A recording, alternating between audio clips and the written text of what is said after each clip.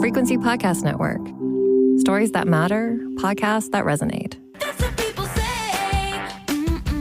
That's what people say. You know who that is. Taylor Swift is a phenomenon. There's no doubt about it. She's been the Time Person of the Year. Her Eras concert tour shattered records. She's won 14 Grammys, dominated pop culture headlines, and when her music was sold out from underneath her, she started recording those albums again. She's a musician. She's also a businesswoman, and some even say she's an historian. I'm Kris McCusker, and in this episode of The Big Story, we do a deep dive on the Taylor Swift course being taught at Brock University starting this May. It's online, kind of an experiment, and there are only 40 spots. No surprise, they're already filled. It will be taught by Associate Professor of History, Elizabeth Vlossak. Thanks for doing this today. Oh, thank you so much for having me. So I want to run down the journalism checklist with you, the 5 W's. We know the where, who, and the when. Tell us what this course is about. So this May, I will be teaching a new course. It's a second-year online history course, and it's entitled A Swift History. And the purpose of the course is to introduce students to history and historical methods through the music, life, and fandom of Taylor Swift. And so the course itself is a course that I developed thinking about Taylor Swift and her music and some of the things that I've learned by really studying Taylor Swift's music and how she approaches her music. And what I've noticed is that, and it's not just me, other people have noticed this as well, is that Taylor Swift regularly incorporates historical figures and events into her songs. But she also thinks historically. And by this, I mean that she reflects on things like sources, so the building blocks of historical research. She also really reflects on interpretation, who's telling the story, whose perspective, as well as things like memory and preserving the past, preservation. And so one of the things that is really interesting about Taylor Swift is that she recognizes, and this is through her music, but also in interviews and that she's done over the years, she recognizes that she is herself a historical actor as well as a product of a particular moment in time. And she's also very cognizant of the fact that the way her story is told and will be told over time is going to change. And so this is something that I always found really interesting about Taylor Swift as an artist, as a musician, as a historical figure. And so the way that I'm going to be approaching this course and teaching of the course is that I see Taylor Swift as a historical figure who operates within this particular historical moment and will continue to be and will continue to be the subject of historical research. I also see Taylor Swift as herself a historian who engages in historical research and writing. But I also see her fandom, her Swifties, as being trained as historians, because the way in which Swift's fans engage with the music, talk about her research, you see this a lot on social media when they're thinking about how she's incorporating the past and how she's reinterpreting her own music, and they themselves are thinking about her music and kind of figuring out where everything fits together. And they think about kind of the timeline of Taylor Swift's life and how this information is being funneled to them through the music. They're actually engaging themselves in historical research. And so these are the things that I'm really fascinated with. And so what I realized is that Taylor Swift herself as a cultural phenomenon, the way she engages with history and historical thinking, and her unique relationship to her fans provide a really interesting, exciting entry point into the study of history. It is a lot. It's very different because, this is not the only course focused on or centered on Taylor Swift out there, but this one's very different. It is. So right now there are dozens of courses being offered on Taylor Swift, and you can see these in departments of English language and literature in North America, in the United States, and in Canada. There's some courses in music courses, popular culture courses, even business courses, law courses that use Taylor Swift as kind of this case study or an entry point into these disciplines. But as far as I know, this is the only history course that uses Taylor Swift as this opportunity to think about the past, to think about historical methods, and to not only think about a little bit more deeply about the historical events and personalities that Taylor Swift writes about in her music, but also to think about how it is that historians do history, for lack of a better word. Can you give us an example that put you on this path to teaching this course? The path to teaching this course really came from listening to the album Folklore. So I was never really a Taylor Swift fan. It wasn't until I listened to the album Folklore. This is one of the albums that she recorded during the pandemic. She recorded 2, Folklore and Evermore.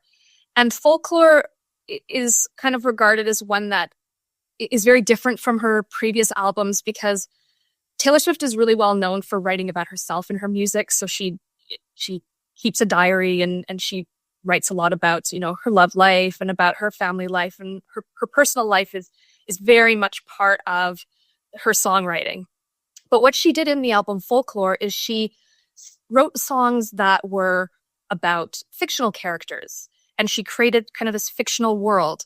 But she also wrote songs about historical figures. So one song in particular, which is called The Last Great American Dynasty, is about this American heiress by the name of Rebecca Harkness, who was married to the former Standard Oil tycoon. And she had this house in Rhode Island, and she was quite notorious for throwing these crazy parties. And she was friends with Dali and other artists. And she herself was a ballet dancer, and she was a patron of the arts. And through this particular song, Taylor Swift tells the story of Rebecca Harkness. And then in the great reveal at the end of the song, reveals that she now owns and lives in the house that Rebecca Harkness once threw her wild parties in and was notorious, and the neighbors hated her. And now Taylor Swift is herself the crazy woman who lives in this big house. So she's writing a song about this particular historical character. And so that one is it's a very obvious song in which she's writing about a historical character. And in Folklore, she also, this is again an album where she's writing about other people, she's creating fictional characters, but she also has this one song called 7, where she's reflecting back on her childhood and this friend that she had when she was 7 years old, and how now her understanding, her interpretation of what was happening to her and happening to her friend is very different. So she's thinking about memory, she's thinking about the past, she's thinking about time. Another song in Folklore where she's writing she writes about her grandfather. So after her grandfather passed away, her father and her uncle knew he had fought in the Second World War, but didn't really know very much about his war experience because he wouldn't talk about it. And so Taylor Swift's father and uncle did all this research, and they knew that he'd fought at the Battle of Guadalcanal, which was notoriously brutal. And so in one song, she writes about war, and she equates it and the suffering of war and the loss of comrades and the bravery of these soldiers, and she compares it to nurses and doctors during the pandemic having to, holding dying patients as soldiers are holding their dying comrades in their arms. So she makes these connections between her grandfather's experience in the Second World War and what doctors and nurses are experiencing at the height of the pandemic.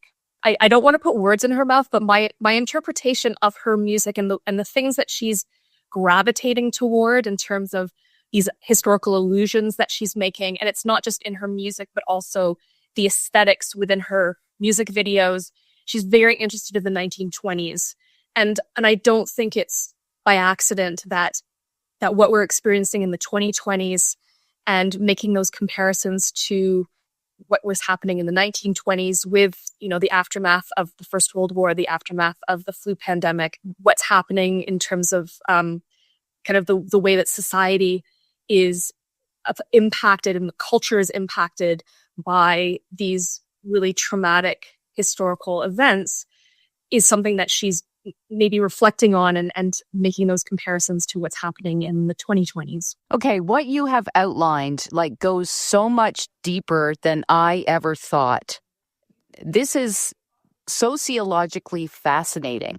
Like, I'm thinking Shake It Off. There's nothing historical about Shake It Off. But what you've outlined here is like, this is really amazing. Yeah, there's a really big difference between the music that has typically been released as singles and that that a lot of people associate to Taylor Swift. We tend to associate the bouncier, happier, radio-friendly songs that she released as singles as, that's Taylor Swift. But if you listen to her albums and you listen to the lyrics, and this is something that she's always been really, really proud of, is the fact that she writes her own music, that she wants her fans to read the lyrics as poetry and to think about her choice of words. And so when you start to look at how she crafts an album, how she builds it, the subject matter that she's engaging with, it's she still loves the fun songs, and when we still have the Shake It Offs and the the pop hits, but there is also this side of her music that is the incredible poetry, the thoughtfulness, the process, the craft of being able to take a handful of words and be able to create an entire universe and to elicit really strong emotional reactions as well. And this is one of the reasons why her fan base is so devoted, is because people really feel that even though her music is, as I mentioned before, in many cases autobiographical or very deeply personal, very specific with a lot of detail, despite the fact that there is this incredible specificity within her music, it becomes universal and people can see themselves in it, and they feel very strongly, and it elicits this very strong emotional response.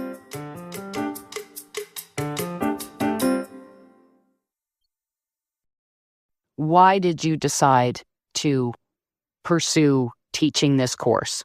It's a great question, because I originally was thinking that this could be a book.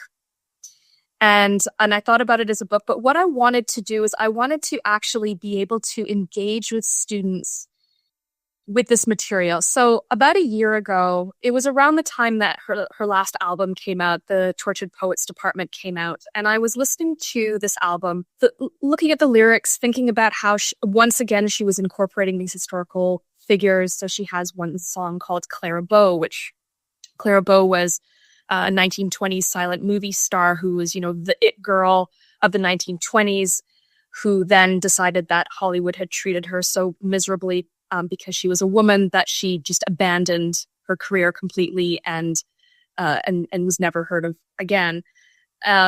She's bringing in these historical allusions. She's talking about witchcraft, and again, in past albums, she described the way that she's been treated as the way witches were put on trial and burned, even if they weren't actually witches. And she's making a lot of allusions to classical, to antiquity as well in this album. And so I thought, this is interesting. She's once again bringing in history. But then I was listening to responses of her fans to the album, and I remember these Swifties, thinking about how this album was supposed to be about. People thought that this was the album where she was going to talk about her breakup with her long-term boyfriend. And as people started listening through the music, they realized it wasn't. It was about this other man that she had dated, or they assumed that maybe this was actually about this man that she had dated for only a short period of time. But then the way in which it's written seems to indicate that the relationship had been an on-again, off-again relationship for a much longer period of time. And I just remember listening to this one fan talking about this and then realizing and actually saying, my entire interpretation and understanding of Taylor Swift's albums and the meaning in her music has been completely transformed as a result of this new evidence that she's now revealing in this new album.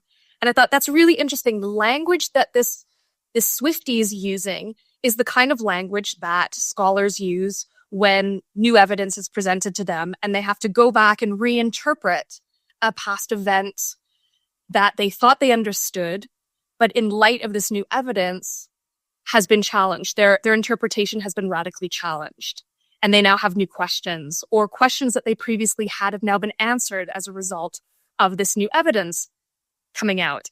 And so it got me thinking about how Taylor Swift offers these little tidbits of her life, these little morsels, little artifacts or remnants, bit by bit, not necessarily in chronological order, but that we then get them through these new albums.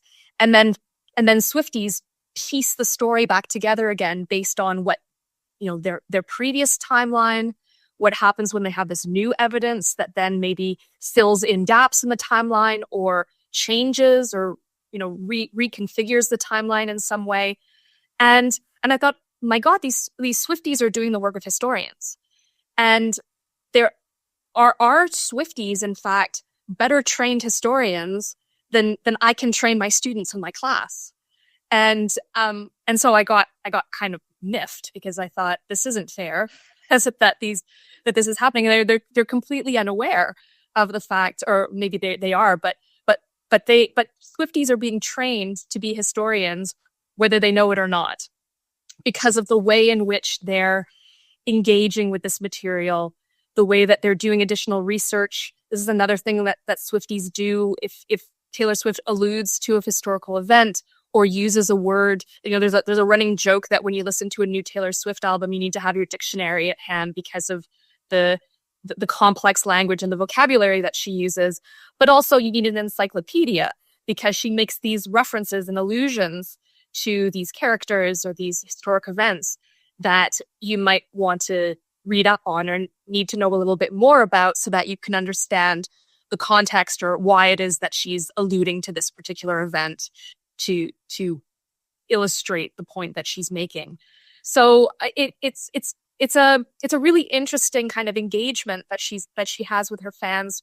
And I thought, I would love to be able to test out my theory being that Taylor Swift can train her fans to be historians. And you see teaching opportunities in some of the other things she does in her music. One of the things that I also find interesting, and this is something that we're going to be covering in the course, is the way in which she thinks about sources and discusses sources, because this is something that isn't just in those couple of albums that I mentioned, but you can see it across her entire her discography, where she talks about, photographs or letters or diaries. She really talks about kind of the building blocks of how she herself is crafting her music, or how she's thinking about how she understands the world through these particular sources. And one of the things that, I do when I'm teaching a history course is I talk to my students about what is a primary source and how do historians piece together the past or piece together a story about the past using these bits and pieces of evidence, these primary sources. And so what we're going to do in the course is, through kind of the ways in which Taylor Swift writes about, sings about these various sources, we'll then be able to kind of dig a little deeper about, how do you use those sources and where do they come from and how do you analyze them and how do you interpret them and then how do you write about them. So that I find really interesting too about her music. And another aspect of her music too, when we're thinking about the building blocks of historical research, is the way in which she is really interested in things. And historians have, archaeologists study artifacts and these remnants of past civilizations. And historians too will sometimes use what we refer to as material culture. So these objects that can tell us about the past, can tell us about the values, the culture of that, things that were important to people in the past through these various objects. And that's another thing too that I'm hoping my students will think about too, is how Taylor Swift famously will, latch on to a particular artifact or an item that she imbues with significance and importance and uses it as kind of the pivotal moment of a song. And so by explaining that to the students and saying, okay, this is how, look at how Taylor Swift talks about the scarf, or talks about the typewriter, or talks about, the truck, and what those objects mean and what values she's assigning to them. We can think about how historians will then analyze an object of the past to be able to make better sense of the people that lived in that world. You've also been asked this already by others, but why should anyone care? Isn't it frivolous? I guess my initial response is, well, is a billion-dollar industry frivolous? But I guess I sort of want to think about it a little bit more and maybe give a fuller answer than just, it's a billion-dollar industry. One of the things that I think that historians know this, but a lot of people, they think that history is just writing about wars or about prime ministers and kings, and the big people in history, and this is what history is. But what history actually is, and historians really believe this, and I believe this very, very firmly, is that all areas of experience and all forms of action, all forms of creation are important and worthy of studying. And because they are important to understanding humanity's past. And so, studying Taylor Swift as a historical figure is a way to kind of think about the world in which she emerged. And I find it really interesting. I think about this a lot. I think about how historians might write about her 20 years from now, 50 years from now, 100 years from now. Are we going to be writing about her in 100 years' time? We don't know what her end goal is, or what's going to happen to her career. She, maybe her career is going to end in a couple of years and that's it. Maybe she'll go on to do other things. But I like to think about, the world in which she grew up, the political and social climate in which she was born, and when she grew up, and what was happening in U.S. politics at the time, but also thinking about the major world events that are going to shape her career. And two of those in particular that I've been highlighting are the fact that she emerges at the same time as social media, and so her career is very much intertwined with the emergence of social media and the internet, and the way in which her fan base operates, and the way that her career is going to be managed, and the trajectory of her career is very much tied to social media. The other one is the pandemic. And so these are two major world events that shaped her career, shaped her music, and that I think that historians of the future, when they're studying, if they do end up, studying Taylor Swift, are going to point to these moments, or thinking about what are these major historical moments that are connected to this major cultural figure. And but again, coming back to that question about, why should we study Taylor Swift? Everything has a history, and all these things, these events, these personalities that are important to our culture or are important to our present day are worth sort of thinking about, and thinking about historically as well. I'm thinking about the history of fandom, thinking about the history of women in the arts, entertainment industry. And these are things that Taylor Swift herself, thinking about the women who came before her and the ones who will come after her, and where she fits into this trajectory. I feel like we could talk for hours about this. We could, yeah. And I have. Well, let me ask you one last question. Have you met her? Does she know about the course? Oh, I wish. I don't think she knows about the course. I hope I would be thrilled if she knew about the course. And I know that, people have described her as a poet. They have described her as a philosopher. I would say that she is a historian. So I would be, it would be wonderful if she knew about the course, and it's an online course. Maybe she can audit. Thank you so much for doing this, Elizabeth. You've given us all really something to think about, and we are watching history. We are, and again, we don't know how future historians are going to treat her or write about her, or whether she will be worthy of historical research in the future. But right now, she is making history and is definitely worth studying.